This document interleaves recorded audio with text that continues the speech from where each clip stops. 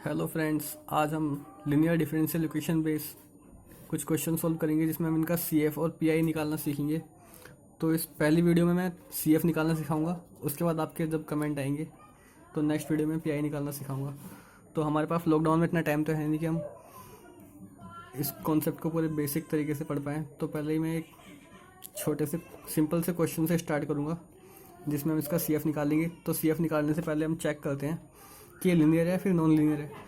तो वो चेक करने के लिए मैं अपने हर फंक्शन के ऊपर की पावर चेक करूँगा। अगर वो सेम है, जैसे कि यहाँ 3 तो ये एक लीनियर फंक्शन है। लेकिन अगर ये पावर डिफरेंट होती है, जैसे कि ये मान लो अगर 3 हो जाती है और 3 की जगह 2 फिर 3, तो ये फिर यही एक नॉन लीनियर फंक्शन बन जाता है।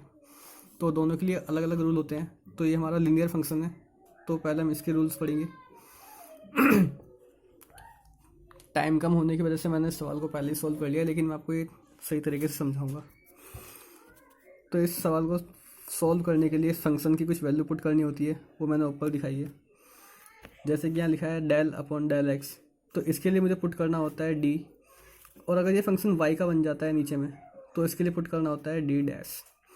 तो इसी तरह से यहाँ पे है del cube z upon del x cube, तो एक्स क्यूब यानी कि यहाँ आएगा डी क्यूब -4, यहाँ पे एक्स स्क्वायर और डी वाई यानी कि आएगा डी स्क्वायर। और वाई के लिए क्या हम पुट करते हैं, मैंने ऊपर बताया था डी डैश, तो यहाँ आएगा डी डैश, स्क्वायर था इसलिए डी स्क्वायर। फिर आगे बढ़ते हैं, +4 D cube z upon D x D y square. X single है इसलिए यहाँ पे डी, लेकिन वाई का स्क्वायर इसलिए यहाँ पे डी डैश का स्क्वायर। उसके बाद में हम इस डी की वैल्यू पुट करते हैं। वो वैल्यू क्या होती है मैं आपको ऊपर बता रहा हूँ। तो डी के लिए हमें पुट करना होता है सिंपली एम, लेकिन डी डैश के लिए पुट करना होता है 1। तो मैं पुट करूँगा डी क्यूब के लिए एम क्यूब -4, डी स्क्वायर के लिए एम स्क्वायर, डी डैश के लिए हम पुट करेंगे 1। उसके बाद +4 डी के लिए M D dash square, simple सी बात है 1 का स्क्वायर 1 ही होता है, तो मैं यहाँ 1 पुट करूँगा। उसके बाद मैं इस फंक्शन को इस इक्वेशन को एक नॉर्मल इक्वेशन की तरह लिख लूँगा, M cube -4 M square +4 M. उसके बाद मैं इसका फ्रैक्शन करूँगा, लेकिन फ्रैक्शन करने के लिए इस इक्वेशन को ईजी करना पड़ेगा। तो ईजी करने के लिए मैं क्या कर सकता हूँ, इसमें ध्यान से देखना होगा। पहले तो मैं इसमें से एम कॉमन ले सकता हूँ, तो मैंने एम कॉमन ले लिया पूरी इक्वेशन में से। और जब पूरी इक्वेशन में से मैं एम कॉमन ले लूँगा, तो एम कॉमन लेने के बाद अंदर बचेगा M square -4m square 4m +4। फिर मैं इसके अंदर फ्रैक्शन करूँगा। तो फ्रैक्शन करने के लिए मैं इस बीच वाले पार्ट को इस तरह से तोड़ूंगा कि मतलब इसकी मल्टीप्लाई करने पे जो 4m स्क्वायर आ रहा है वो आना चाहिए और ऐड करने पे -4m बनना चाहिए। तो उसके लिए मैं यहाँ -2m इसे ओपन करके लिख सकता हूँ। तो m स्क्वायर -2m +4। उसके बाद मैं इसमें से m कॉमन लूँगा इन दोनों पार्ट में से। ये मैंने m कॉमन ले लिया, बाकी इस m को सेम रखेंगे ऐसे ही। m स्क्वायर में से m कॉमन लिया तो m, 2 में m में से m कॉमन लिया -2। इसी तरह से यहाँ से 2 कॉमन ले सकते हैं, तो -2 मैंने कॉमन लिया तो अंदर बचा m -2। इसके बाद यहाँ से मैं अब एक चीज़ ध्यान रखने वाली ये है कि फ्रैक्शन करने के बाद में मेरे ये वाले टर्म्स और ये टर्म्स दोनों सेम होने चाहिए। इसके बाद मैं m-2 और m-2 यहाँ से कॉमन लूँगा, तो मैंने ये कॉमन ले लिए, m-2 और m-2 ये कॉमन लिए। और जो बाकी के बाहर के टर्म थे मैंने उन्हें एक ब्रैकेट में लिखा और कॉमन वाले को एक ब्रैकेट में लिखा। उसके बाद अब मेरे पास में इस m की 3 वैल्यू हो जाती हैं।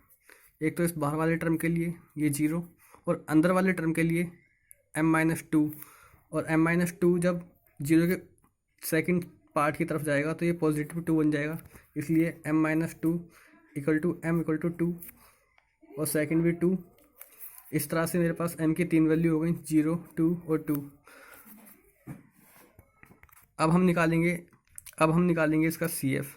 तो सी एफ निकालने के लिए फॉर्मूला होता है CF = phi1 y + m1x + phi2 y + m2x + y3 + m3x तो m1 मेरी पहली वैल्यू, m2 मेरी सेकंड वैल्यू, m3 मेरी थर्ड वैल्यू। तो अब मैं इस फंक्शन में इन वैल्यूज़ को पुट करने वाला हूँ अपने CF को फाइंड करने के लिए।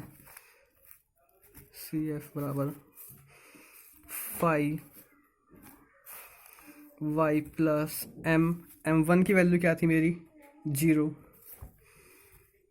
x प्लस 2, इसमें m2 की वैल्यू क्या है 2, तो y प्लस 2x प्लस 3।